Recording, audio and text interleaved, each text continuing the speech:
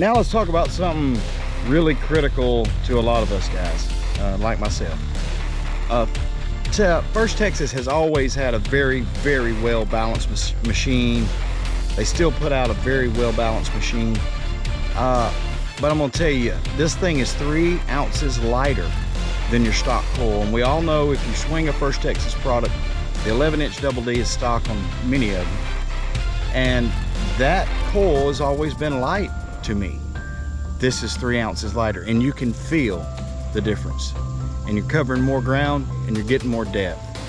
And at the end of the day, I don't want anybody that watches my channel or knows me personally to go out and buy something that I don't believe in. I swing an American-made product that I believe in, and this coil is showing you what's coming from First Texas. When this coil is released and they go on the end of machines, you're gonna see and hear a lot more people besides myself testify to how good this coil is. Appreciate you guys watching, sticking with me and being with the channel. See you next time. I'm out of here.